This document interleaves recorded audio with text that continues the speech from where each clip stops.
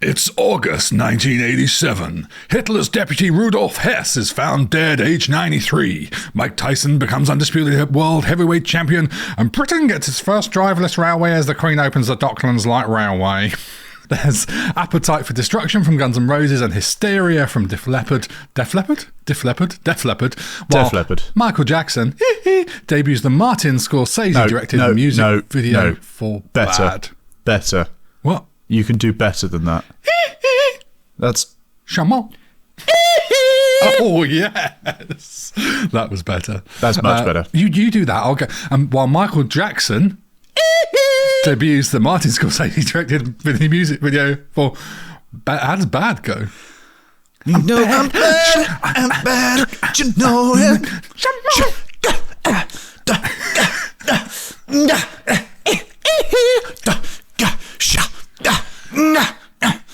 Are you still doing Michael Jackson impressions, or have you moved on to something else? Meanwhile, Nintendo releases The Legend of Zelda on the NES for the first time outside Japan, and the world gets a new game called Street Fighter, which in 2026 is about to get a new movie. Yeah, right. I was going to say, there's a film coming out, isn't there? But back in 1987, cinemas are showing Dirty Dancing, The Living Daylights, and a film about a camp prince who transforms into a hero so buff that his pronouns are he, man. It is... The Masters of the Universe. I'm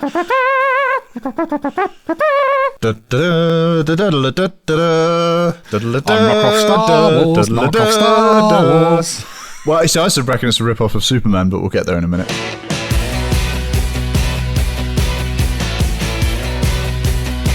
Welcome back to the Rewind Classic Movies podcast about films we probably saw as kids, even if we didn't understand the adult themes. I'm GB, and with me is my co-host AJ. Yes, it's me, and I'm here to talk about a film that I have actually seen for a change, but a long time ago. What have you been up to since we last did this? Not an awful lot, because it wasn't all that long ago. What have we been doing? I've been doing not a lot, so I've been recovering, obviously, because I've had caused myself a bit of a mischief. Had a little bit of trouble. I've been watching the Giro d'Italia, because that's on at the moment. I don't know what that is. That is a big cycle race that happens in Italy. You know the Tour de France? It's like the Tour de France, but it's in Italy, and it's so much better than the Tour de France, actually. I get out of my way. More or less. Yeah, it's great fun. So, yeah, I love a bit of that. But also went to the cinema to watch Michael, which is the Michael Jackson biographical movie, which is... terrible. I love the fact you can't do that. It's quite cool. That's better. Better. And great. If you've not seen it, I'd recommend going to see it. If you're a fan of Michael Jackson. If you're not, maybe don't. That's good advice, yeah. What did I do? I went to the cinema.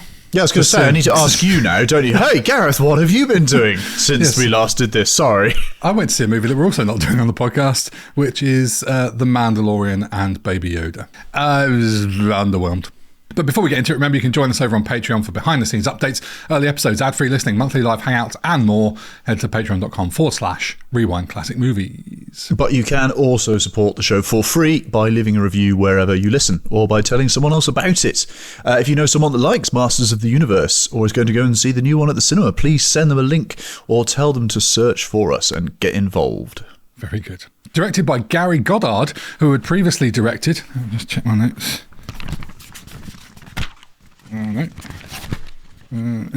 And would go on to direct.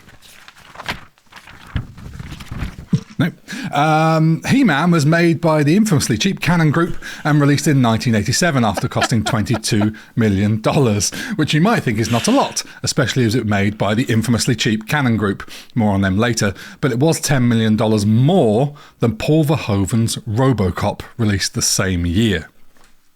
It would make a total of just $17 million, was mocked as a cheap George Lucas rip-off at the time, with Variety calling it a Conan-style Star Wars hybrid rip-off and colossal bore. I mean... Reviews... Go on. I mean, I see what they're meaning. Spoilers. It's true, though. It's true. A little bit. Reviews haven't got much better with age, with just 21% positive reviews on Rotten Tomatoes, with a rating of 3.6 out of 10. Now, I think that's unfair. IMDb users love it, though, mate. 5 out of 10 from them. Whoa. Billy Barty was nominated for a Golden Raspberry Award for Worst Supporting Actor, I assume. And I think that's grossly unfair as well, which we'll get to. Isn't it? I mean, it is. It really is. Because I was looking at it going, no, that's, I mean, yeah. Anyway, we'll get there. But it did have nominations, good nominations for things like Best Costumes and Best Special Effects at the Saturn Awards. The Saturn Awards, yeah. Its failure, along with Cannon's Superman 4, would be largely responsible for Cannon's collapse. AJ, tell me about your history with this movie. This we had, along with Moonwalker, we just mentioned, and a few other tomes on VHS at boarding school. It was one of the ones we used to watch at boarding school. I've told you about this before. We used to have in the common room at boarding school, we had like a TV and a VHS player and, a selection of tapes. And this was definitely on one of those. Was it blank videotape that had been recorded onto? Oh, absolutely. Yeah. I don't think we had any new ones. It was all just records off the TV that people had bought in that Matron had sort of like okayed that we were allowed to watch. It's funny because actually I don't think I've seen it since. Really? I don't think I've seen it since. God. Yeah, it was great to revisit and go, oh, I remember this bit. A bit like the Black Hole, which I thought I hadn't seen, but I had. And I, remembered certain scenes, and I remember the, when he starts playing it like a synthesizer, it's like, oh yeah, I know this bit. I've seen this, and then there's bits and pieces. Yeah, definitely. I remember playing. Oh, I just knocked on my mic. I remember playing He-Man, in the playground. I definitely had I think I had the body suit thing. You definitely didn't have the body, I can guarantee. No, I definitely did. I haven't since either, no. But I had the sword, right? And I had that sort of strappy, bondage piece that he wears between his pecs. And that bit. I definitely had that. And we used to say by the power of Grayskull and all that jazz in the playground. Because obviously it was also, the cartoon at the time as well. And I think I had the lunchbox. I can imagine little Cornish AJ. I have the power. Well, I didn't talk like that because I went to private school, So I talk very much like I talk now. I have the power. I have the power, darling. Just keeping the British end up for Grayskull, darling. So yeah, that's my history. It's been a while. What about you?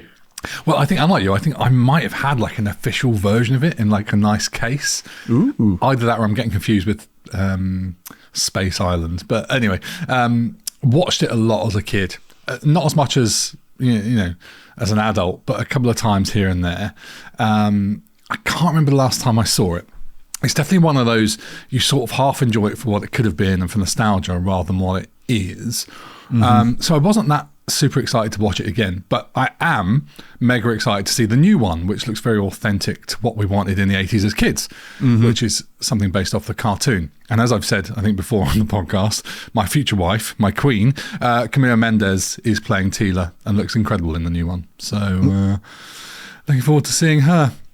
Right. What does your future wife say about your future wife? Oh, don't worry about that. Oh, my actual future wife. Your actual future wife. I sent her TikToks and Instagram reels featuring Camila Mendes, in which I captioned them all, my queen. I'm glad you've got such a strong relationship. Yes, for now. Right, let's talk about the start of the movie. Over to you. Oh, man. It opens up with Cannon Group and then the most 80s sounding synths you can imagine in your life. It's like, somebody make the sound of the 80s, play them the Cannon Group opening. There it is, right there. Well, did you think you downloaded the wrong film? Man, I thought I downloaded Star Wars. Oh, really? Because I'd say you'd easily get confused by thinking you downloaded Superman. I thought basically, when you start it up, it looks like Star Wars, and then when the sort of names and all the things with the lovely rainbow background, it's basically Superman music. It's the same Superman titles. Trumpet, fanfare, all this visuals flying in, and then you got this barren, desolate land, and you've got some guys marching people around, and then suddenly it's Star Wars because you got Skeletor walking, with purpose up some stairs past all these black-clad henchmen and this basically stormtroopers, but and they're in fucking black. Terrifying, right? Skeletor is frightening. The stormtroopers are frightening. Mate, I I root for Skeletor every time. I love Skeletor in this because he's like, well, we'll get to it, but it's like Shakespeare basically. He's channeling like Shakespeare stuff for a toy company. It's great fun. And I don't know, he says at one point, it's like, those that don't pledge themselves to me will be destroyed. I mean, it's politically relevant, both sides of the pond at the moment, I think, politically. And then, I don't know, Dolph Lundgren, sort of, you see him, that like he does this hero shot and he turns around. I think the granite in my house is softer than his pectorals at that particular moment. I mean, they are... Whoa! I mean, whoa! You know, he's got the chiseled face, he's got the fucking blonde hair, the pecs, the abs, the arms, the other muscle groups, and it's just like, whoa. He's got it all. You know, I mean, he does. I'm not going to lie. Like, yes, that is a man right there. The thing is, it's a bit of a cacophony of mentalness. And then they go into the house and it's like, hey, I remember thinking I really like the set in that house, in Gwildor's house. I like that kind of small hobbity kind of place. Like Yoda's hut, yeah, from Star Wars. I think the thing for me is like when it opens, like the initial titles before you get to the Superman titles are terrible. You get like the film company name, and I think you get Dolph Lundgren and Frank Langella. Their names come up like in plain text or something. But then you get that really average matte painting of Castle Grayskull. It's so average. It's not great, is it? It's just from behind, looking out on the wasteland. Is it going to be an animation, or is this a film? I know it now, but like you get the opening theme, you're like, this isn't the He-Man theme. He-Man, exactly. Where's that? I know. It's not like even a dark version of it. No. And the common theme that runs throughout this will be, why the fuck did they do that and not use the existing things? Yeah. But yeah, Skeletor, terrifying. And the fact that they have the sorceress in a force field was a really powerful thing. You know, if you'd watched the TV show, it was all generally fine and nothing bad really ever happened. So to have her there, and then Skeletor tortures her. I mean, God. Yes. I mean, comical. In the TV series, in the cartoon, Skeletor was very comical and kind of fun. Exactly. It was those pesky kids kind of style. Yeah. You know, it's very comical Skeletor. And this Skeletor's fucking like, whoa, bloody hell, mate. Yeah. All right. And I like the fact that the good guys are fucked and they're defeated and Eternia is a wasteland and like the soldiers are surrendering.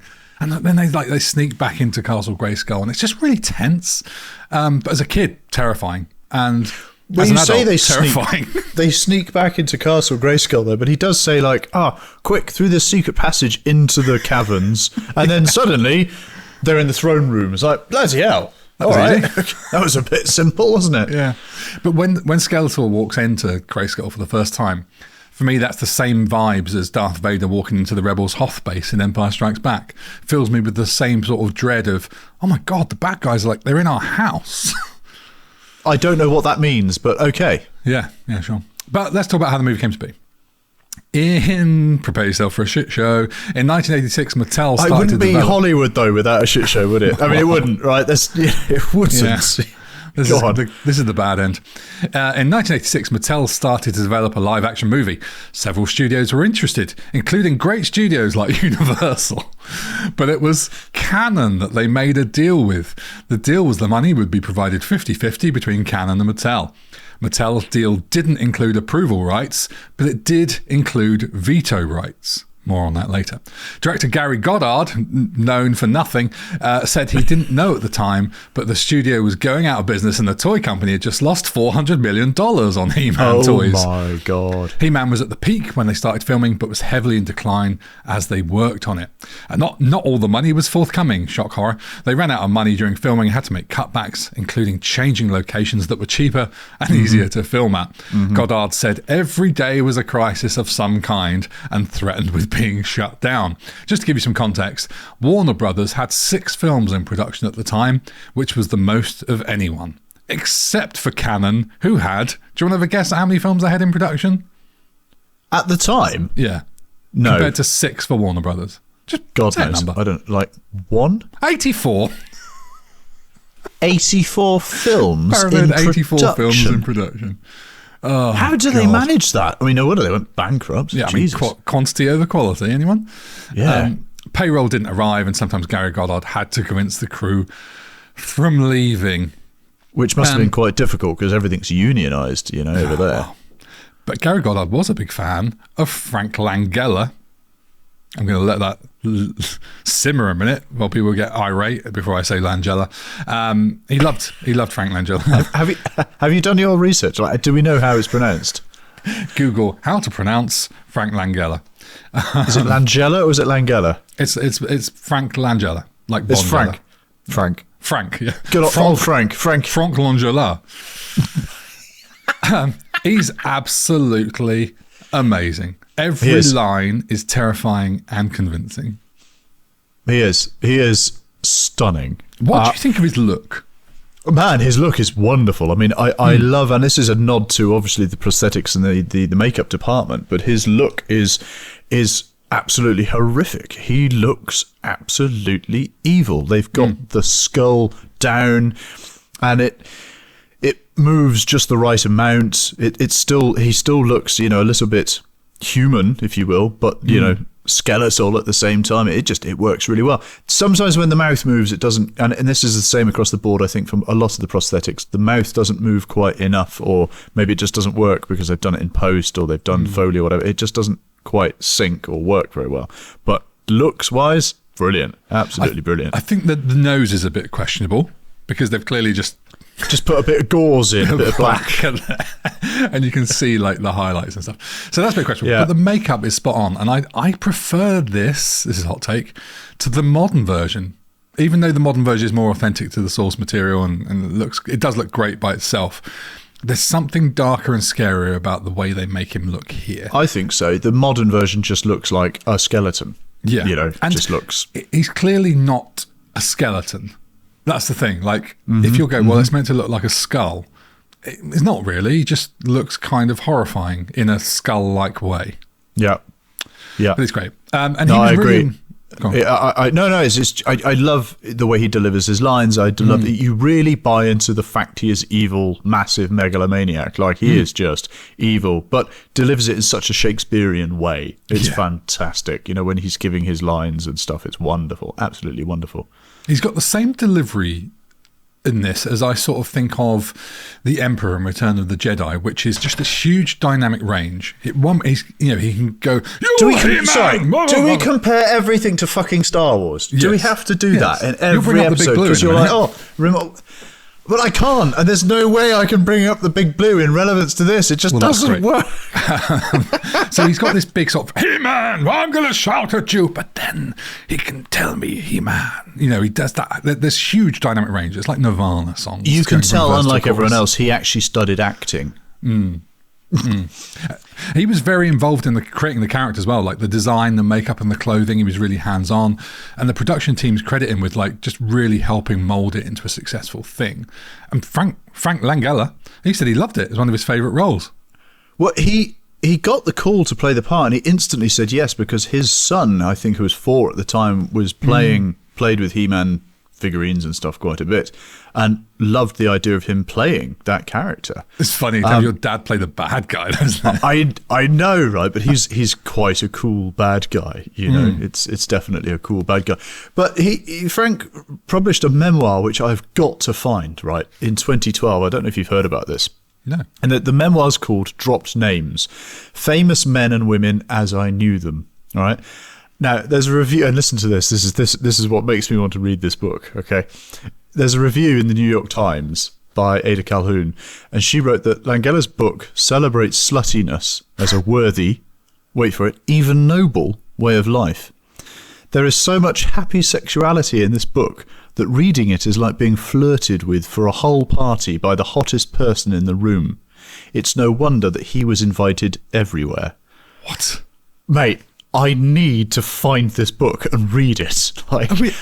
That sounds amazing. Are we saying Skeletor was putting it about a bit? Skeletor seemed to put it wherever it was welcomed. And it was celebrated. I mean, oh my God, I need to read this book. book. Yeah, sounds fascinating. Right? It's called Dropped Names: Famous Men and Women as I Knew Them. If you find the copy, call me at bedtime and we'll read it. We'll read a chapter every night. Baby. You can narrate it to me. You like a bit of Star Trek, don't you? Star Trek, I do. Do you know the link between Skeletor and Star Trek? I don't know the link between Skeletor and Star Trek, but I do know the link between a couple of people in this film and Star Trek. Yeah, there's a few Star Trek links. Weirdly, and I wanted to talk about this because I couldn't find, because I know Canon, I thought they might have been responsible or something. I can't find the link why so many people who are in this are in Star Trek, but I couldn't actually find the link for it. Well, Skeletor's mask ended up being used in Star Trek, the TV series, and it was... Which one? When Worf would go into, the like VR thing and they do things in... So this is Next Generation? I assume so, yeah. Okay. Apparently it was used for like a guy he would fight, and it was like this sort of bad guy. It was in a couple of episodes, I think. If you look at it, you can see where it's come from, but I'll have to look that up. It's not obvious. It's not like, oh, that's Skeletor, but you go, oh yeah, I can see the outline of the mask and that kind of. What you'll have to do is a little YouTube short on this, and where you put up that little thing, and so I can just watch it there rather than having to find it. That would be good, yeah. Gary Goddard, he had the story changed to make it more about Skeletor and make him the spine of the movie, and the reason for that was he didn't entirely have confidence in Dolphy Lundgren. Dolphin Lundgren. Dolphin Lundgren. Yeah. So he was on board before Gary Goddard came on. Which is a great shame, because I think as a foreign-speaking beefcake, he's better than Arnie. Hot take. Do you know what? I would agree with you. I think his accent really and his good. command of the English accent is better than Arnie, especially early Arnie. Yeah. I think he's better looking. Yeah. Check. I there's so much about him that I don't understand. I mean, all right, no, I say I don't know why he did more. He's done loads. Yeah, sure. But he's a very intelligent man. He's like I don't want to say nuclear scientist. It's like a chemical physicist or something like that. He's very might as well be, as far as I'm concerned. Yeah, he's done. He's a highly intelligent kind of guy. Brains and brawn. Absolutely. What a guy. Do you know what? As a kid, I didn't know he was foreign, and even watching this time, I wouldn't have had a guess at what his real accent was. I think he fucking nails it. I think he totally does. I've read a lot about... Yeah, exactly. I've read a lot about how they were concerned about his voice and how they wanted to dub it, and they weren't allowed to dub it because there was various sort of, I don't know, contractual obligations and stuff, so they couldn't fix it in post with a different overdubbing person. And I think, why would they want to? I think it's totally fine because, let's face it, he comes from another world. Yeah. Maybe they speak like that in that other world or universe. I think it's fair to say there were concerns about him, about his accent and his acting before they started filming. Goddard. Have you watched Rocky and heard, Stallone speaking? Oh, yeah. And he's American. Yeah, I mean, speaking of Rocky, I mean, this was Dolph Lundgren's second movie after Rocky. He'd been in View to a Kill very briefly. Yeah. I mean, blink and you miss it. He says anything in it. Was that Christopher Walken? He was the main. Was that Christopher Walken? No, I think he was running. Was it Christopher Walken in View to a Kill? Yeah. It was. Yeah. I'm just make sure I get the blimp. Yeah. Yeah. Although I get confused, and Grace Jones. Yeah, he was Baron Zorin. That's the one. Zorin. Is it Zorin? Zorn? Something like that. Zorn. Yeah. I need to watch that. It's been a while. Yeah. So I think the reason they were looking at the overdubbing anyway, it's part of filmmaking, but I think in this instance, it was something they knew they were always going to have to do, whether it's noise on set or whatever. And so it was always going to need to be dubbed. And I think they went, look, while we're here, let's just get someone better to do it. And there's a quote, I saw a behind-the-scenes documentary with Gary G, and he said they had several actors come in to run loops on it and dub it as a test. And he said one guy came in and was flawless, and to this day, I wish we had done it. But the producers insisted that they stick with Dolph Lundgren. What I want to know is, who did they have come in? Was it an actor? Was it a voice actor? I'd love to know. But there's nothing, I can't find anything on it whatsoever. He's never said more than that. And I'm glad they didn't, in a way. I'm glad they stuck with him, because I like it. I like it very much. And they chose to surround Dolph with actors who they thought could help him through. What else is there? But yes, I think he's fucking brilliant. He's not really He-Man, let's be honest. He's not He-Man from the cartoon, but he's in no way, for me, a weak point of the movie. Adam. Well, he's not Prince Adam at all. I mean, he's just He-Man. Like, there's no backstory there. He's no the Prince of Eternia and his old man or anything like that. And the fact that Skeletor's his uncle and and stuff. It's like, well, there's no backstory. It's just Skeletor's his uncle. Well, yeah, that's. Well, yeah. Don't you know the law? I've forgotten the lore. Oh, right. Oh, yeah. So we should say, right, we both grew up with the cartoon, right? Yes. And Absolutely. I think I'm right in saying we've both seen like the new Kevin Smith version and all that kind of stuff. Love that. I've got so much time for that. I mean, you're not surprised. Skeletor's not Obi-Wan, who's the Skywalker, Mark Hamill. He does the voice of Skeletor in the Kevin Smith version. Yeah. Obviously, a massive fan of Kevin Smith anyway, and anything he does is just wonderful. But yeah, the new He-Man, it was so wonderfully 80s animated and done that it was like watching stuff from my childhood, but made now. It was wonderful, really, really good. So it's the lore in the TV series that Skeletor was He-Man's uncle? So it's his dad's brother who's banished for being a bad guy or something. I don't know. This is just from what I remember as, from a kid, this is not something I've read about, but I do know that it was Skeletor is his uncle, and he's returned to take over because he didn't get on with his dad or whatever, his brother. But yeah, there's no mention of him being Prince Adam and He-Man being his alter ego. And I remember from the TV series, he was superhumanly strong. He was able to pick anything up, whereas Dolph Lundgren obviously strong, but not really superhero-y strong. Yeah. And it just, I guess I'm comparing it to a series that I know and love, and it's well, there's actually, it's just falls a bit flat when what happens in the series. Yeah, but I don't think you can blame Dolph for any of the perceived failures of this movie. Not at all. No, he did say it was physically much harder than Rocky, and he kept getting hit by swords to the head, and his hair caught fire, and it was just very tough. Really, his hair caught fire? No way. Look, we're a long way in. And we've barely touched on the cast, but let's just touch on a couple of them. Gwildor as Billy Barty. This was obviously a substitute Billy Barty as Gwildor? Yeah, did I say it the wrong way around? You said it the other way around, which is a bit weird, but yeah, it's fine. Sure. Obviously a substitute for Orko. People loved Orko in the cartoon. Yeah. Little alien floating around. Apparently he was going to be at one point, but they felt the design was too complicated to produce in live action, so they left him out. And I can sort of get it, you couldn't put Orko in this sort of darker reimagining, but maybe he should have had a cameo somewhere or something. I think Gwildor getting a golden raspberry is awful. Yeah. I think it's awful. I think I'm not going to say his acting needed an Oscar, but certainly did deserve a golden raspberry. It just feels really bad. I think the lip syncing, or I don't know, the post production, or maybe the prosthetics is just his mouth wasn't moving quite enough. But I think he was just this very silly, lovable character that I don't think deserved the golden raspberry at all. No. Not at all. People often perceive him as a bit of a Yoda rip-off, given his ears and his diminutive size. But he is amusing, and I don't know how much I loved him as a kid. I can't remember. But as an adult, and I'm going to talk about it later. But when he goes to try and steal the chicken, and he's just there, and yes, it's really made me laugh. I know. Oh God, no, it's great. No, I think when you look at Frank Oz stuff. Yeah, and you look at Labyrinth or anything that Frank Oz does. Star Wars, for example. Anything like that, and then you come to this, that it's not Frank Oz, and it's you should have just got Frank Oz. If you want to do this, get Frank. Yeah. And they didn't, and it shows. But also, it's fine. Does it show though? As watching this in the 80s, are you really looking at him and going, "Oh, he's not that convincing"? Oh no, I wasn't then. I am now. Do you think I didn't notice anything really bothered me about him at all? Fair enough.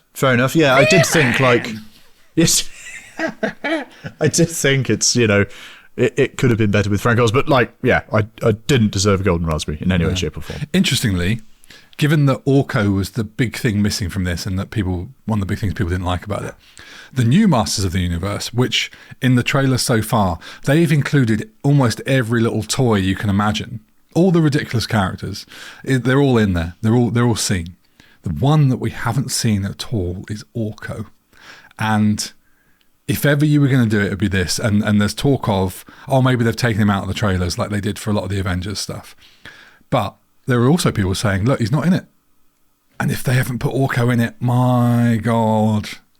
With what you can do with today's smoke and mirrors, there's no excuse. It'd be ridiculous not to. I think he will be in it. I hope so. I think they're deliberately keeping it back. Because I know that Fisto's in it, and Fisto's not in this one. Fisto's in it, yeah. Favourite character.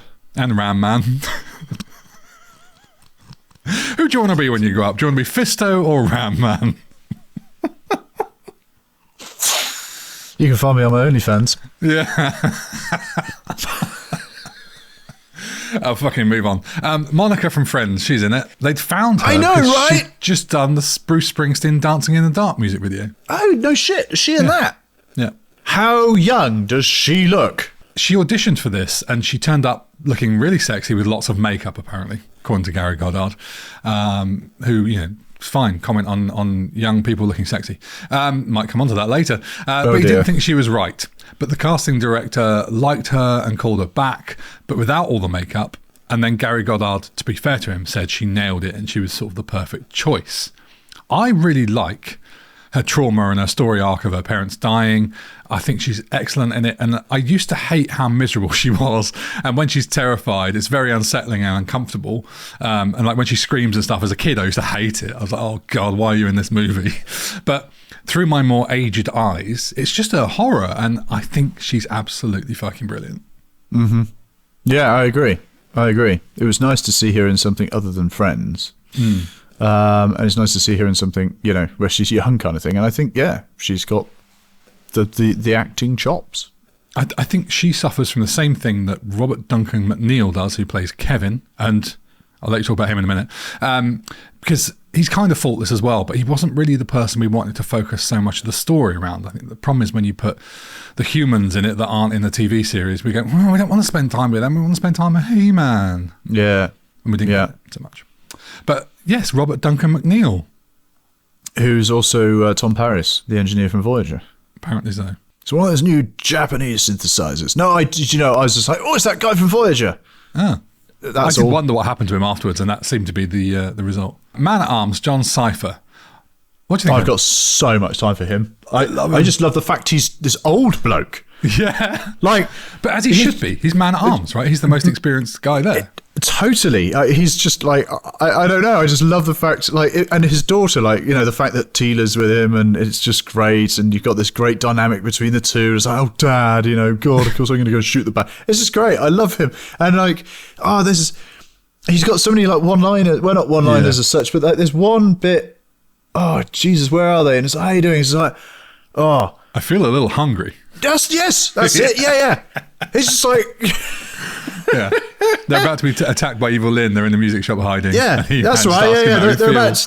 It feels like you're probably just about to die, and it's like, I feel a bit hungry. It's just great. I really like it. Yeah, I really like him. Yeah. He's kind of like relatable in a way. Maybe that's just my old age, but I like the fact he's just really chilled out all the time. Yes. Yes. He's not a huge film actor. I had a quick look into him. But he's done a lot of TV and theatre. You'd like he's him to done musicals. He's done all the musicals. He's won quite a few Tony Awards. He's done a lot of musical, and I'd like to see. He was in the musical version of Big, the Tom Hanks film. Right, yeah. I'd like to have seen that in 95. Yeah. I mean, he's done so much other stuff that Masters of the Universe doesn't even appear in his Wikipedia summary. He was here anywhere. No, he was Fagin in Oliver Twist, which that would have been brilliant to see. I can see him playing a brilliant Fagin. Apparently best known for playing the chief of police in Hill Street Blues. Which I don't know. Oh, right, okay. Your parents would probably know it. Fair enough. In a 2014 interview, what do you think he said was the secret to his 47-year-long career? Being broke. Yes, exactly. Poverty. You just need to find work and you keep going. Yeah, I read that as well. I thought it was thing to say. There's a really good interview. Did you read I found it on an old website, and it was actually a really interesting interview. The whole interview he gave was stunning, actually. Really? Yeah, it was very much. I'm a jobbing actor, much like I'm an electrician or a plumber or whatever. It's just like, you work from next gig to the next gig, and some gigs are good, some gigs are bad. It's actually a really interesting article of someone that works as an actor.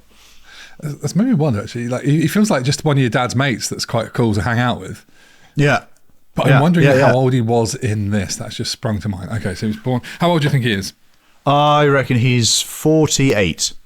I think he was 57? Whoa.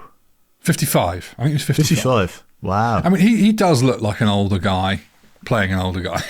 Very much, very Nails much. it. And I Nails it. I really love it, liked it because you don't really see that. An old person like that would be the commander, but they wouldn't necessarily get involved in the battle, and he's there front and center with his gun and all kinds of stuff, and it's just cool. I like it a lot. I really, really, really liked him in this. I must admit, I really liked Man at Arms. Well, I was about to say, if you made this today, you'd probably cast him with a younger guy, and who's a bit fitter. And so, why do you say that? Idris Elba, though. how old do you think Idris Elba is? Oh, he must be 50 something. 53. 53, yeah, exactly. And I must Look at admit the that difference between them. his armour. That's an 80s 53 versus a 2026 53. Right. That's like, we know a lot more about diet and smoking than we did, 40 years ago. He's still alive, by the way, John Cypher. 94. Yes, I know. I did read that, actually. Because I did vaguely wonder about reaching out to him and saying, do you fancy coming on the podcast? Yeah. 94 is probably beyond the line of plugging in some headphones and a microphone. Better things to do, I'd imagine. I liked the fact that the new one, the armor that Idris Elba wears in the trailer for the new is almost exactly like the cartoon version, because he's very much in the armor. He's got a big hat on, whereas this one felt a lot more lightweight armor. Whereas Idris Elba's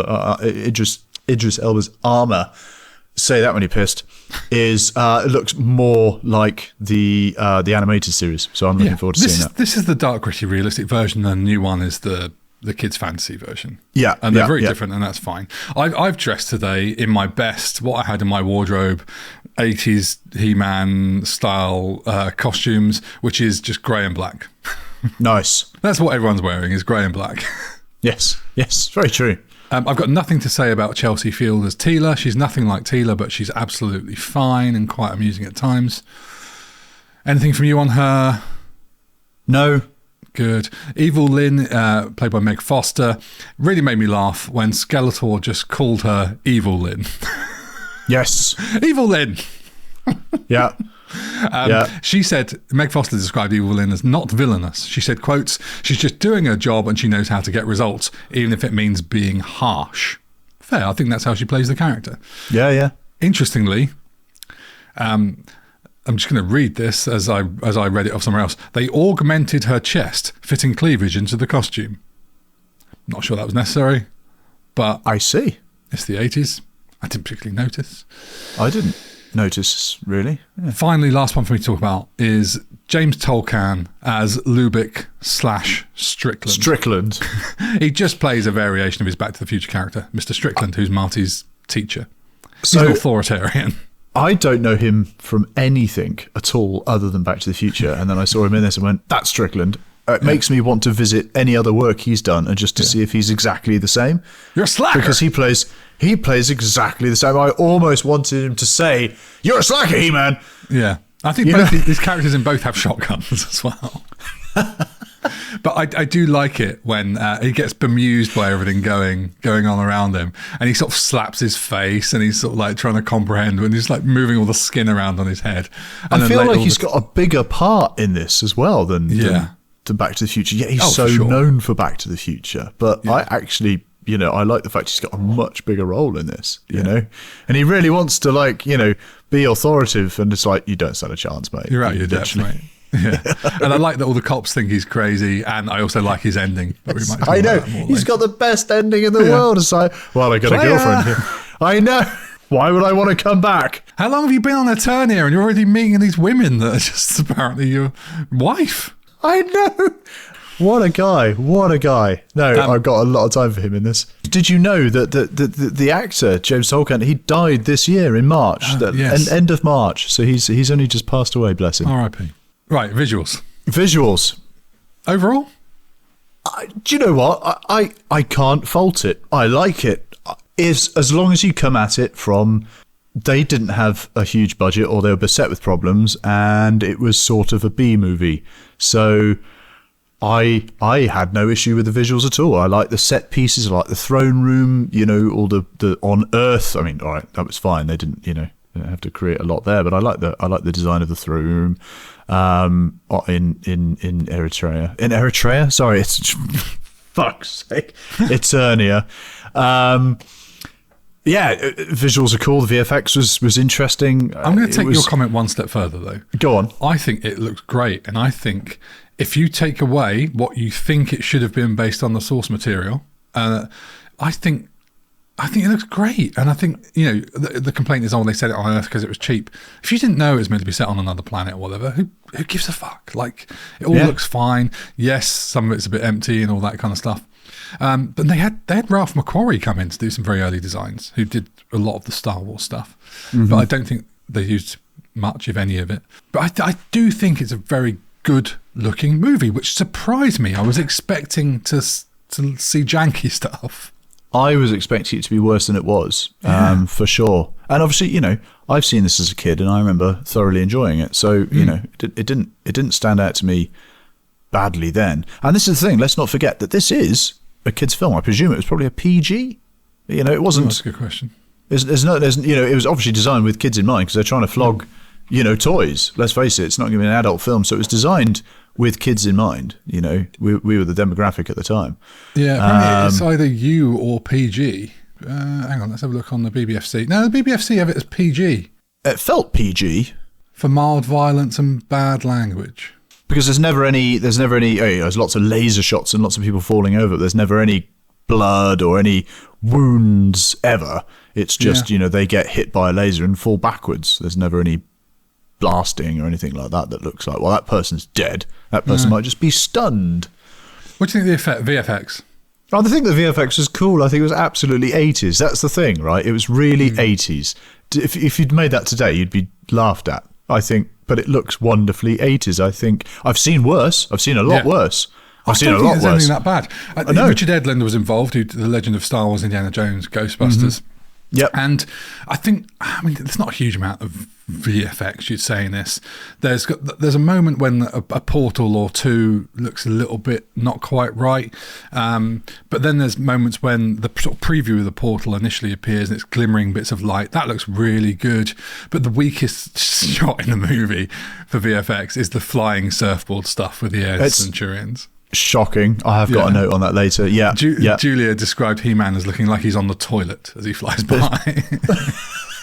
I've got a note of saying sort of like, how is he standing upright at that point? Because they've sort of, he's now going up the side of this building sort of sideways. So he would just fall off because, I don't know, gravity. It wasn't great. It certainly wasn't the hoverboard from Back to the Future 2, was it? It wasn't, but I've called them hoverboards actually in my notes. Yeah. One of my main complaints, and it's not really under visuals, but it sort of is from a design point of view, is why does He-Man not have his iconic power sword? The sword? Yeah. Or he has got his sword, but he never really refers to it as like, the sword, or why pulls doesn't it out look and goes like that iconic design? Well, that's the thing, because Prince Adam used to pull it out, and then I bet he did. There are rumours about him. Oh dear. Prince Adam used to unsheath his weapon. Oh. That's just as bad, isn't it? Yeah. You know where I'm going with this. He'd pull it out and he'd say the words. Yeah. And then he'd transform into He-Man. That doesn't happen because he's already He-Man and he's just got his big sword. God, for fuck's sake, stop it. I'm trying to be serious here. Some say that Prince Adam and He-Man's a metaphor. So, yeah, I don't know. The sword in this is just so forgettable and bland. It is. Even the big sword. Fortunately, the big sword's back in the new one. Good. And everyone's gone mad for it. The creatures, like the henchmen, the bounty hunters, they're great fun. The wolf man and the sort of lizard bloke and the guy that gets vaporized. I think that's their names, lizard bloke. Lizard bloke.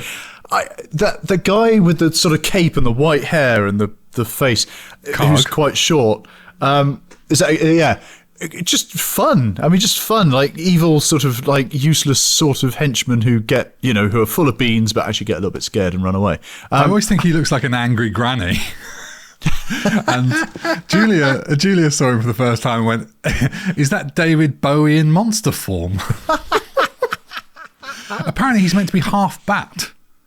Oh, right. I've never picked up on that.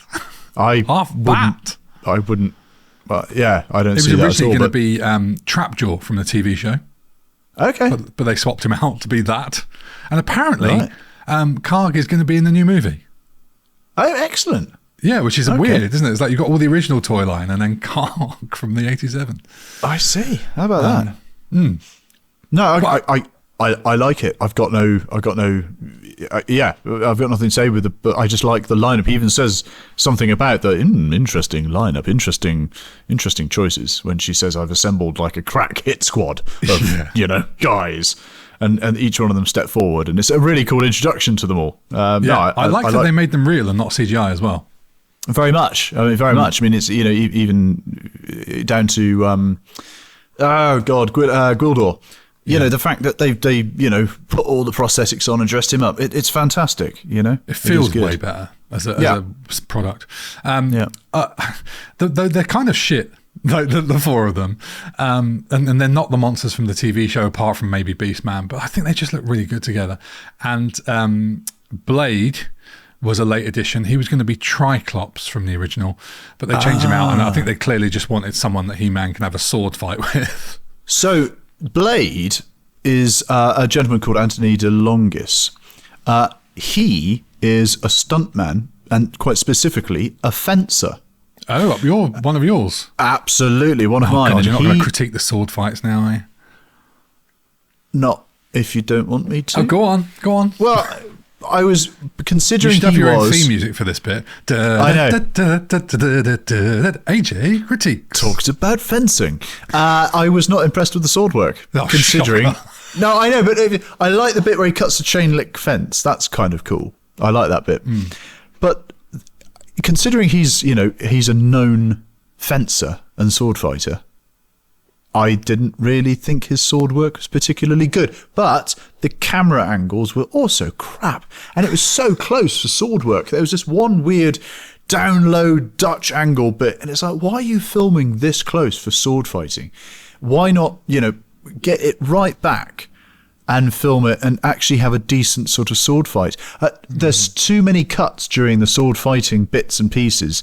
It's like they weren't bothered. They were like, we're just not going to rehearse this. We'll just, clash swords, cut, next take over there, clash swords, cut, next take over. It's like, why? Why not link 2 or 3 movements together to make it look like a decent sword fight like they did in Star Wars or I've said this before on the podcast. Princess Bride or whatever. It doesn't take much. It doesn't take much. In episode 3, Revenge of the Sith, there's an epic sword fight, lightsaber fight between Anakin and Obi-Wan.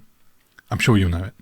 And this is that fight you've got the high ground, or I've got the high ground, or right? That fight goes on for many, many minutes, and I've seen the raw footage of them doing it, and they can do it all in one take, the whole choreography, and it is incredible to watch. It's really, really amazing.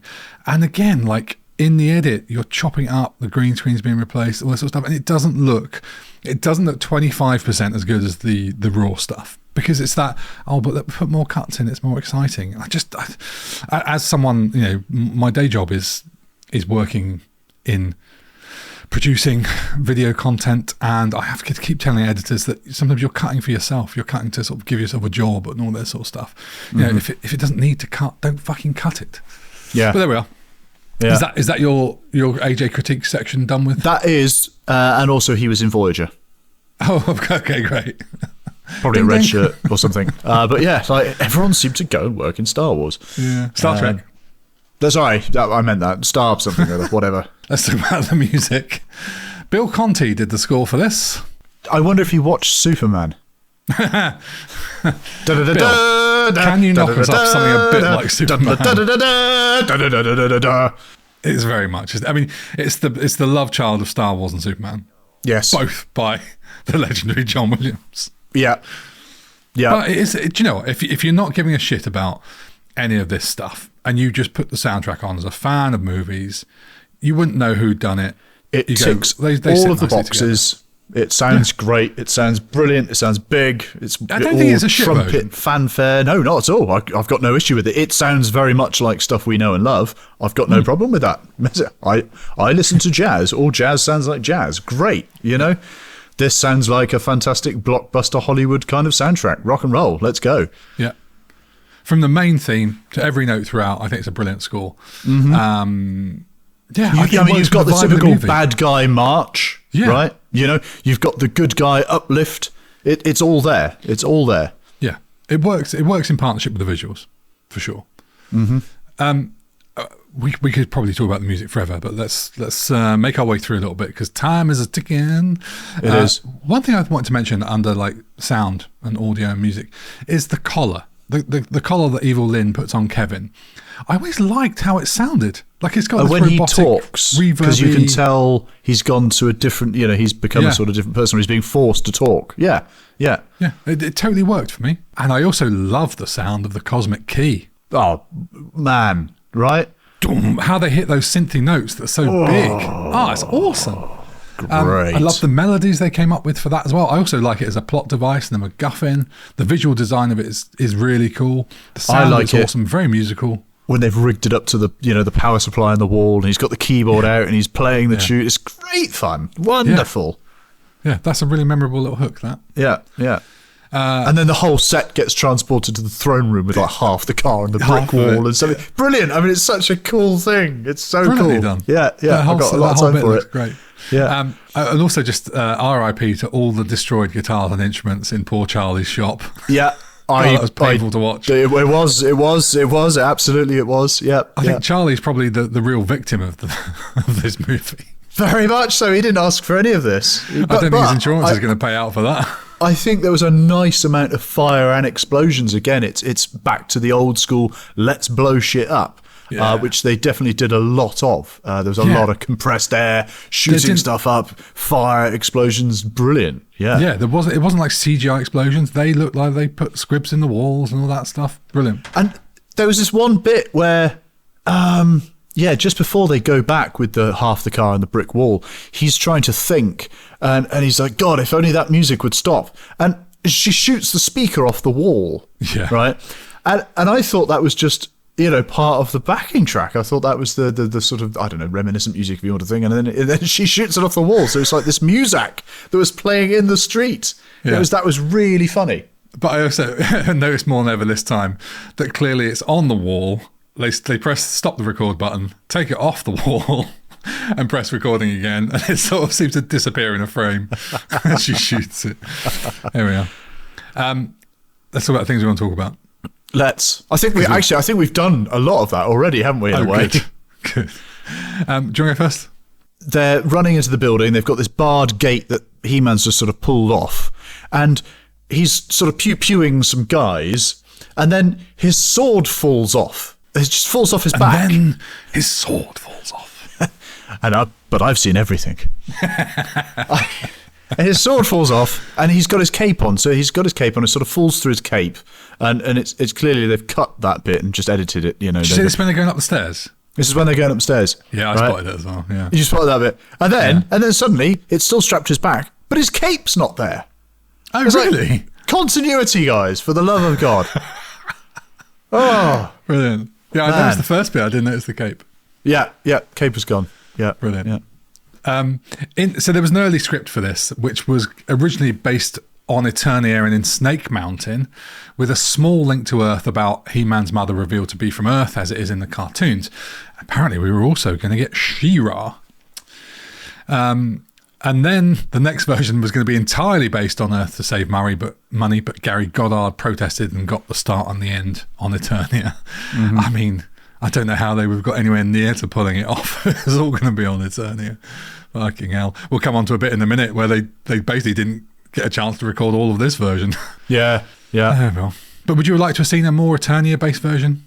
That's an obvious question, obvious answer, right? I mean, yes, but only because I'd like to see the more of the king of Eternia, because basically, and Prince Adam and stuff like that in the castle, and what we see in the cartoon version, whereas here it's obviously the event has happened and Skeletor's taken over, so we don't know anything about what's happened. I mean, why is He-Man there? There's so many questions actually when you do know about the past. It's like, well, who the fuck is this He-Man that's just what's going on? What is the context here? If you just watch it as a film, okay, fine, it's fine. But there is no explanation here as to what's going on.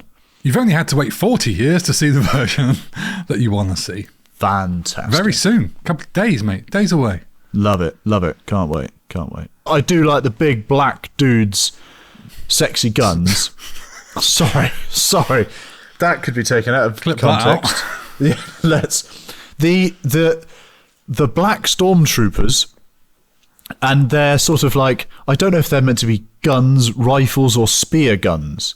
They're very cool design though. Very cool. They look like they could be used underwater to spear fish. Yeah, I like them a lot. Definitely like the visuals of the bad guys more than the good guys, for sure. Yeah.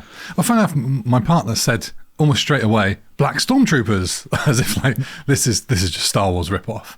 It is.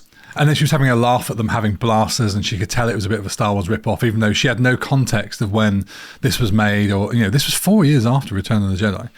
It's very blaster heavy for what's meant to be He-Man.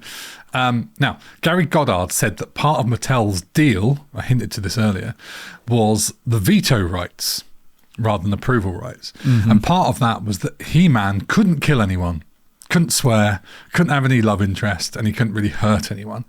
But Gary Goddard was sort of horrified and pointed out that, this is an action movie with Dolph Lundgren.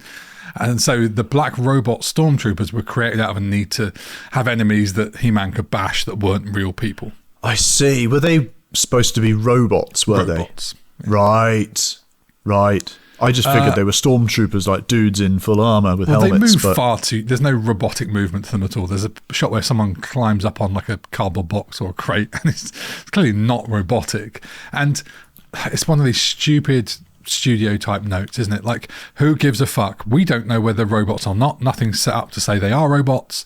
And nobody cares. They could be real. Let He-Man kill the fuckers. We don't give a shit. Yes. Oh, God. Yeah. When they're on the roof of somewhere. Oh, yeah. And basically come to Earth, and they're going to capture He-Man. They've got He-Man. They're restraining him. And at 1 hour 14 minutes and 45 seconds, the stormtrooper runs towards him, but trips over a stormtrooper on the floor. And really? if man, I had to watch it about 3 times. Blink and you miss it. But like clearly it all went wrong.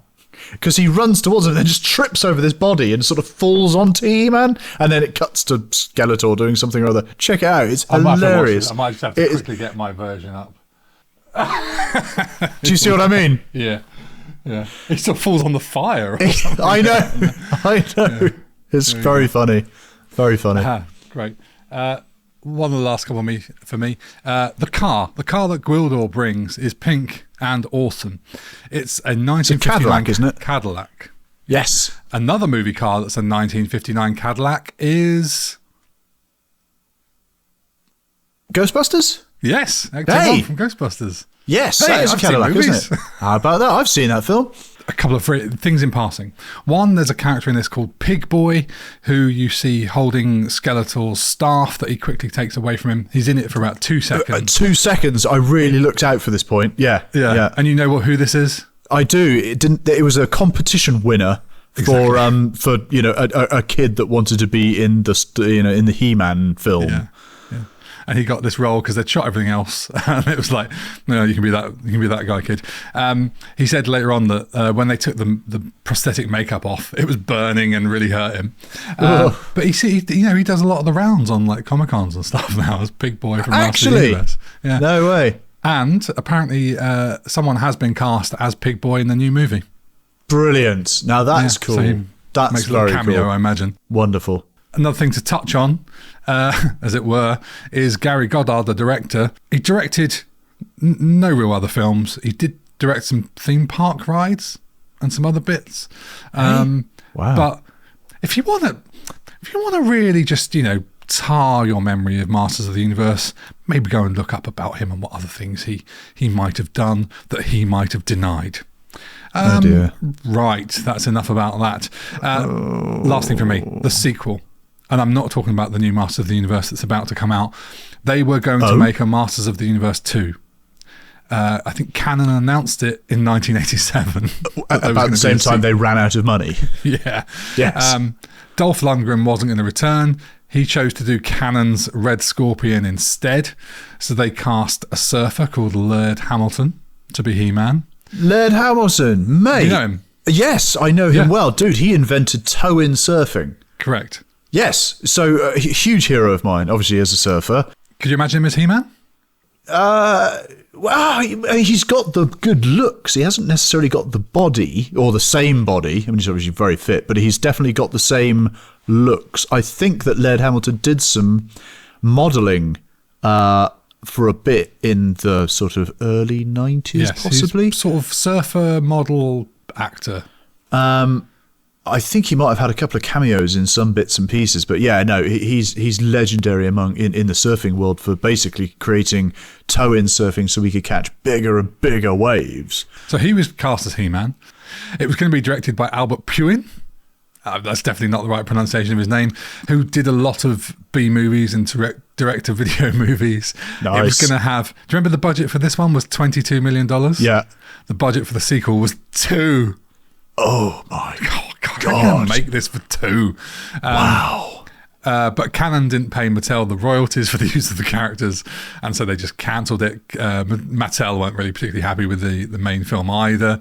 But Canon being Canon, and to save wasting any of the sets and costumes that had already been made, they instead got Albert Puin to direct a movie with Jean-Claude Van Damme called Cyborg. No way. Yes. So Cyborg they was used all sort of the unofficial sequel to Masters of the Universe. No, that's brilliant. Wow. Van Damme. What a guy. JCVD. Right, so at the end of the movie, 1 hour and 45 minutes of masterful filmmaking. Absolutely. Didn't it felt like a 90-minute film, which is, it did. It's close. It Only 15 minutes along. longer. It does. Yeah. It does. I was never really bored at any point. There was never any bit too much dialogue going on here. No, it all went well. Got a lot of time for it. I understood that there was apparently a cut of a longer ending where she says goodbye to everyone and it drags it out a little bit, which they cut it down, which I think works. And I like the ending as it is, where she's sort of saying goodbye and they say, let's not say goodbye. We say in Eternia, good journey. And I like that a lot. I like that. I like it, but it is shit. Do you know what I mean? I literally made a note. It's shit, but I like it. I like it. I like the hand movements. Like good journey. Yeah. It's a bit like I see you or be seeing you or no, be seeing you. That's from the prisoner. Be seeing you is from the prisoner. I see you is Avatar. I think. I see you. Fucking can't stand those movies. It's like good. Oh God, I know, right? And I want to, because it's James Cameron. I want to like it, but I don't. I know. Anyway, good journey. I kind of like it. Oh, good journey. It's kind of cool. There's a fuck off sword fight, right, between him and Skeletor, right? Now, I read that there was a big budget cut around about this time, and they had to use... Oh, yeah. Yes, they had to use a skeleton crew. Hey. Very apt. And during the scene, there's like one spotlight behind them, and that's about it. And like the rest of it's just dark, and there's just some fighting, and everything's really there's you don't see any extras. There's no one standing around. There's no one, because like we're in the throne room where everyone was just a minute ago, and there's dead bodies everywhere, or passed out bodies, or whatever you want to call it. Everyone's everywhere, and it's just these two now in a really darkened environment filming this fight scene, and it works. It works, and then he gets his power back. He transforms. I love the fact when he transforms, he gets this wonderful big camp crown on. This rapidly, massively over the top crown. I never liked it. I never liked that golden design thing. It's camp as Christmas. It's like this big pantomime. It reminds me of Dale Arden in Flash Gordon, just that sort of head thing that she puts on at some point. There's a lot of Flash Gordon in this. I felt a lot of Flash Gordon in this, but slightly bigger budget and slightly less camp, but also still quite camp. Just less Brian Blessed, basically, isn't there? Sadly. He-Man! He-Man's alive? Anyway, then he changes back to original Skeletor, and then he's all defeated, but then he's like, no, I've still got a sword, and then he gets kicked off the edge, and then he falls to his death, and it's a very drawn out all the way down. So it blows my mind that Canon didn't want Goddard to film it at all. They shut him down during the filming, like you said, 3 days early. Whoa. Gary Goddard said someone came along, just put a big bit of card in front of the camera and said, "You're done." Dude. And he sort of knew it might be coming. And so they filmed that clash of swords, the first time that He-Man and Skeletor clash of swords. That was what they filmed, and that was sort of the end of it. And apparently Goddard said at some point, someone had said to him, "Just fade it out." Terrible advice. So it was shut down, but he kept Dolph Lundgren and Frank Langella back without all the sets and stuff that you said. They filmed in the dark. There was no real choreography. They just sort of made some bits up. And he said that they just about got enough. And apparently he funded that extra shoot bits himself, whatever that means.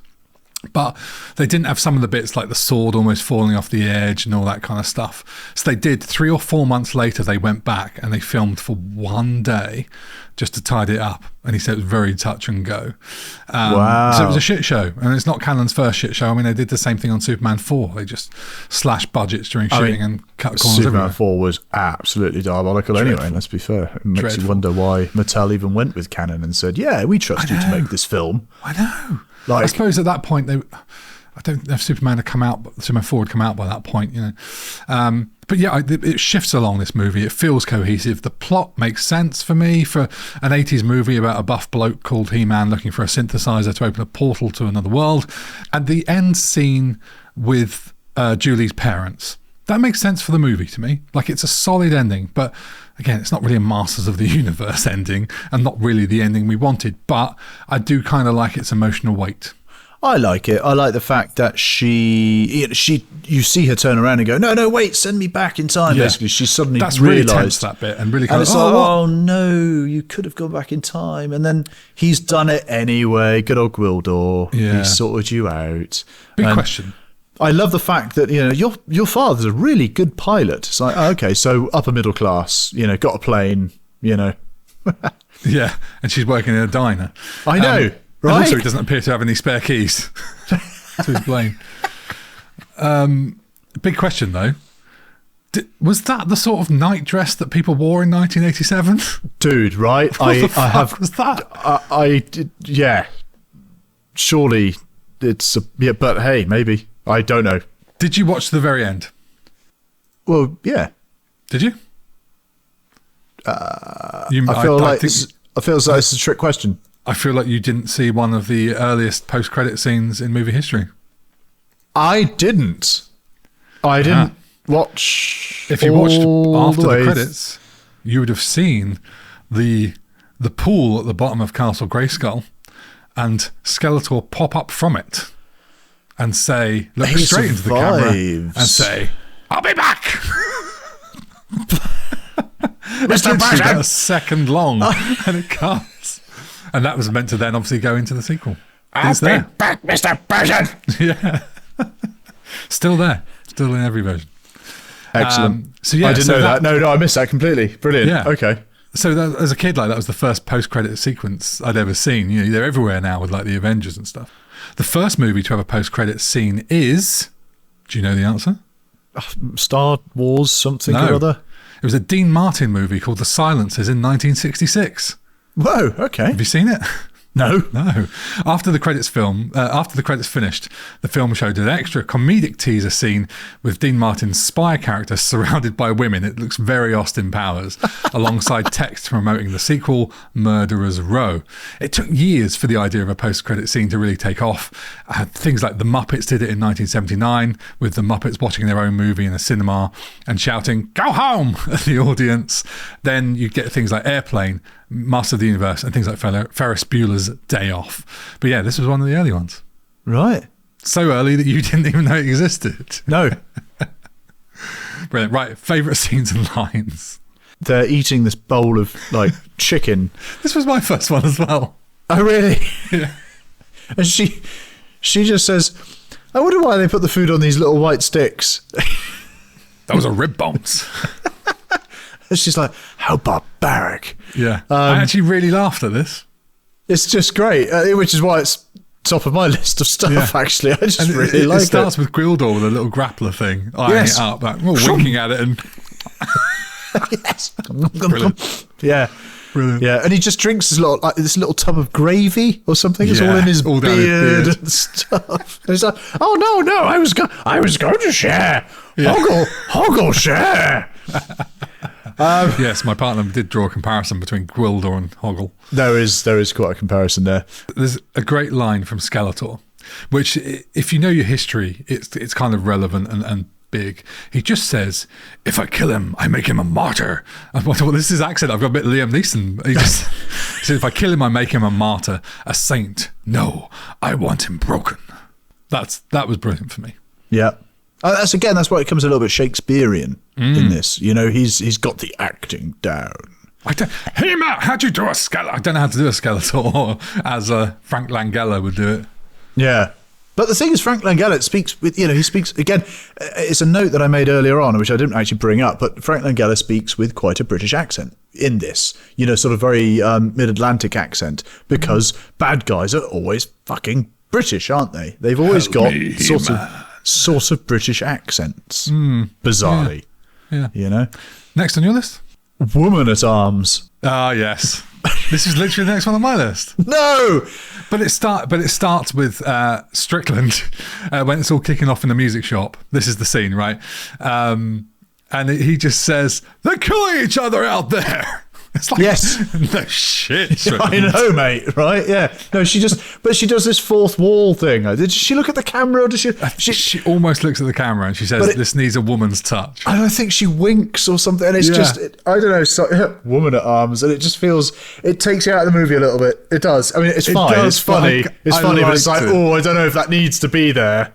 I get the joke. It's kind of like, look, I'm in between all these buff men. He-Man's got his tits out. And literally all these guys are kicking each other's ass and killing each other. She's one of only, two women effectively in the movie, apart from the sorceress who does nothing. Yeah. And she does kick a bit of ass. She does come in and kick ass. Yeah. Yeah. It's like, pew, pew, pew, pew, pew. It sounded a bit like the sort of thing Princess Leia would say. Yeah. "You came in that thing? You're braver than I thought." I always like the scene where Julie's mum comes back in the alleyway behind the music shop and Julia? That's my partner. I was just going to say, Julia's mum? Yeah. Oh, no. Sorry. And Julie gives her Do they the listen key. to this? Sorry. Yeah, Sorry, before she Julia's reveals mum. herself to be Evil Lynn. The way Courtney Cox reacts shows the horror of it. Her sort of blood-curdling scream is amazing. I used to hate that as a kid. It was too dark for me. Ooh, but interesting. I like it. Yeah. And I think Julie's storyline is probably the strongest thing in the movie and has like the best arc. Mm-hmm. Nobody else really has a story arc. They just come, they kick some ass and they go back. Whereas she has some change. She does. You're right. She does have a story arc. Yeah, yeah. We touched on it earlier actually, but I have got it written down here as one of my bits. It's not a line necessarily, but just a scene or anything with Strickland in, especially where like he's dragging the cops around and there are, no, I'm telling you, there was a whole army here. Yeah. They're all sort of like, yeah, whatever, mate. You need to go and get some rest, go home. And it's like, no, really. There was a whole battalion of guys here or whatever. It was just quite funny, It's funny you say that. My next one was literally as he comes out and tries to stop the stormtroopers when he leaves the music shop. And he just, as they're running away, he shouts, "Police, nobody move!" And they just turn around and shoot the shit out of everything around him. Blows the car up and he's like, oh my God, or whatever. He's, yeah, I know. Excellent. Mine is basically anything with Skeletor. Whenever we see him, especially if his darker music score is there as well, it's just absolutely gloriously terrifying and kind of camp at the same time. And Frank Langella, I could just watch him in this all day. And then when He-Man is captured and being whipped, Skeletor looks on and he's clutching his staff and he's almost like afraid to watch. It's like a weirdly camp, I'm watching this man get whipped. I shouldn't look, but I want to. It's got a real weird vibe about it. He's definitely, I've written down here earlier on in my notes, he's got a very pantomime feel about how, because he's sort of camp evil. You've got this kind of very pantomime bad guy, kind of like, oh, look out, he's behind you, kind of thing. And although he is, he plays very evil very well, it is very camp, but it's definitely not over the top, and I really like it. What I would have liked very much is for him to have had a better choreographed fight with He-Man. I'd love to have seen him wield some business there. I'd like to have seen, because we only sort of see him standing with his staff, him clutching his staff, and standing on the throne and what have you, and just like shouting at evil Lynn, get me He-Man. Yeah. But I would like to have seen him be more bad guy. Right, fucking cloaks off, let's go. Yeah. Well, you're going to see that in the new movie in a few days. I hope so. Yeah. I like that he really commits to the role, even though if you're Frank Langella in 1987, you're kind of above it. Like this is purely a fun thing you're doing. Yes. And then when he shouts "Kneel" at He-Man. And he says, I am more than a man, more than life. I am a god. Yes. And he has another great line, which is, tell me about the loneliness of good He-Man. Is it equal to the loneliness of evil? Yes. That line. Prophetic. Very apparently, prophetic. Frank Langella wrote that line. Oh. Yeah.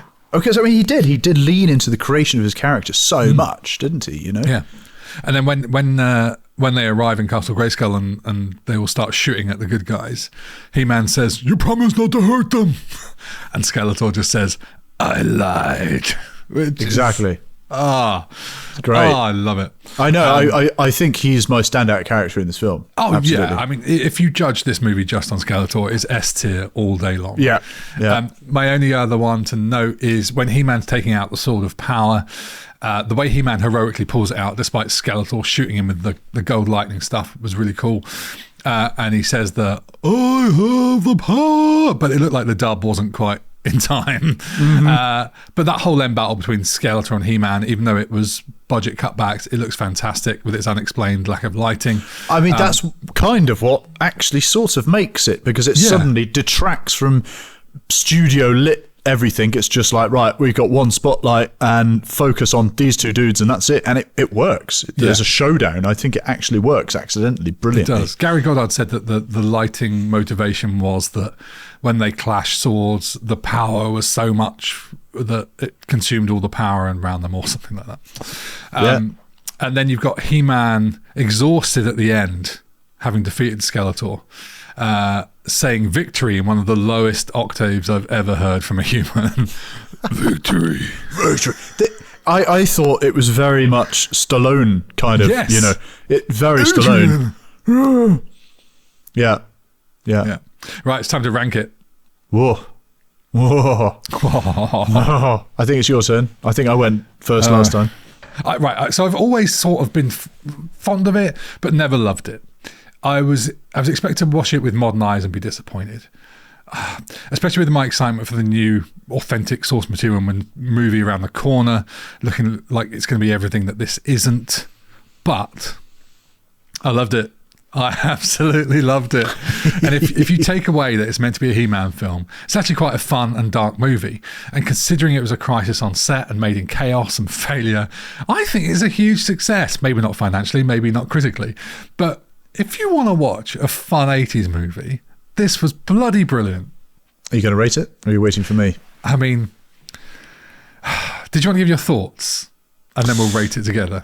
Yes, why not? I came into this expecting it to be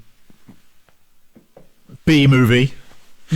So my expectations were low. I don't really remember it. Like I said, I know I've seen it, and I remember bits and pieces of it from when I was young. I haven't seen it in a long time, so it was nice to revisit it. I was expecting it to be not great. I was very pleasantly surprised, considering I like you, I actually thoroughly loved it. I ended up like, what I do is I often I'll pause and write notes, and I'll watch and then pause and write notes and stuff like that. Yeah. And actually, I got carried away, and I was like, oh God, I've just watched a whole stack of this film because I've really enjoyed watching it, and that says a lot. I really got into watching it, and I thoroughly enjoyed it. Given the setbacks they had, and given all the typical Hollywood clusterfuck that happens quite often with production companies, I think it comes out really, really well. I think they did a good job of it, and I can see why. Although I know it hasn't got favourable reviews, I know that it is a cult classic, and a lot of people have got a lot of time for it. I'm definitely one of those people that have got a lot of time for this film. I think it set a precedence really, really well. Saying that, I still don't know right now what I'm going to rank it. I'm not going to rank it an S. I'm not going to rank it an S. So I'm going to rank it an A. Are you? And only just. But I am going to rank it an A because it's just loads of fun and it's a great, very 80s, solidly sort of B-movie film that's got the right amount of camp and swashbuckling and no storyline that you can just... It's just a load of fun. Maybe it is a B. I'm torn between the two, but I'm giving it a B movie. I'm going to give it a B. Nice. I think it's Strong almost B. a B, but I think it's an A for me, but only just. But I think it's just wonderful enough to be an A for me. Yeah, I did talk. Do I go wild and give it something ridiculous? But I think it's a solid B. The trouble you have is being objective when you know so much about it. Like if you didn't know it was meant to be a He-Man movie, and if you didn't know what a shit show it was, like you're sort of going, what if it was this? But actually, God, considering what they had to work with, there's all these things on the fringe that can affect how you think about it. But I think objectively, I'm going B. Nice. Good. Right, Patreon comments. See what everyone else thinks of it. Patreon comments. Let me load up some.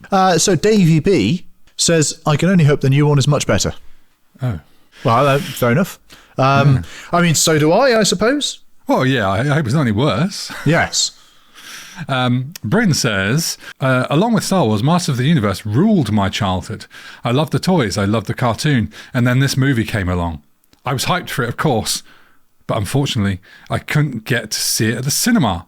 When I finally caught up with it on VHS, I saw something that gave me a very different version of the story I've been following for years, but I didn't care. This film was based on something I absolutely loved, and that was good enough for me. Now, as an adult, I see its flaws. A lack of budget and sufficiently developed technology meant they couldn't attempt to recreate the glorious Technicolor fantasy of the toy line and cartoon. Disappointing? Perhaps, but they also offered us a more mature take on He-Man that in some ways took us closer to the compelling story of those early mini-comics that came with the toys. As to the merits of the movie, Dolph Lundgren may not be the best actor in the world, but he looks magnificent. Oh, yes, he does. He does. Playing one of pop culture's greatest villains, Frank Langella steals every scene he's in, including with some great philosophical lines he added himself. Hey, ding ding. Yeah. The rest of the cast are solid, particularly Meg Foster, James Tolkan and Billy Barty, who all have a lot of fun with their roles. For the budget it had, the creatures, sets and action all look great, and I absolutely love Bill Conti's brilliant score and the glorious 80s feel of the whole thing. This really was a decade of limitless imagination, where only the realities of practical movie making constrained creativity. And so I come to my ranking. My heart wants me to hold aloft my magic sword, declare I have the power, and slap an S tier on this baby. But my brain says no. Demanding I take into consideration the film's weaknesses, it won't even allow me an A. Oh! But I'm damned if I'm going any lower than a B. So that's my reluctantly given ranking. Hey, Respect, all right. Brent. That ties in with what we say. Yeah. Yep. Yeah, absolutely. I'll give you that. Well, that's nice, Mix. Nice. Right, if you want more things about Masters of the Universe, we'll both be back next week with the Fast Forward episode, and it's going to be about Masters of the Universe, the new one. Oh, I can't wait. We're going to have to get our shit together, though, because this podcast is out almost immediately after we see the movie. And I have a mystery 2-day stag do in between, which I know nothing about. So if that episode doesn't come out and we go quiet, call the president. Excellent. Are you looking forward to the new one? I am. I'm looking forward to seeing it. Definitely. Can't wait. And do you know when you're going to see it? I've booked my tickets. I've not booked my tickets. I haven't actually looked into when it's coming out yet. I will do that immediately after we finish filming now. Right, but what's the next movie we'll be rewinding on the main show? Well, it's another topical one, also written by the same guy who wrote Master of the Universe, which we didn't touch on, David Odell. So to celebrate the release of the new Supergirl movie starring Millie Alcock, we're rewinding the 1984 version with Helen Slater, who was also helped to define my type. Oh dear. We'll try not to be horribly sexist. And as we all know, there's nothing wrong with being sexy. I didn't know there was a 1984 version of Supergirl. Really? I'm literally learning this now. Like, genuinely. I didn't know what we're doing next, and I had no idea there was a Supergirl in the 80s. Yeah. Cool. Right. Christopher Reeve was meant to be in it. He's not. Right. Okay. Faye Dunaway is, though. Oh, Faye Dunaway. Oh, wow. Okay, cool. That's interesting. I've never seen this. So What a surprise. Also Peter, massive name in it. Peter Cook is in it. Whoa. And oh God, what's his name? Peter Wingard. No, but Peter O'Toole. Okay. Yeah, huge names. Cool. I will look forward to seeing this then. Now, yeah, that'll be an interesting one for me. Not seen it. I didn't even know there was a new Supergirl coming out either. In fairness, I don't think you'll like that one. I'm glad you know all of these things because I don't. Yeah. So. Right, that's the show. Thanks for spending time with us. If you want to come hang out, get behind the scenes updates, bonus content, or early access to the episodes, then head over to our Patreon where you can get a backlot pass for just $5 a month. Patreon.com/Rewind Classic Movies. But anyway, please leave us a review on your podcast platform of choice, whether that's Apple Podcasts, Spotify, or whatever. It all really helps. You can find us on YouTube, Instagram, Facebook, and TikTok at Rewind Classic Movies. But if you want to be old school and drop us an email, it's rewindclassicmovies@gmail.com. Right, we'll see you next week. Sorry about the mess. Say goodbye, AJ. Bye. Bye.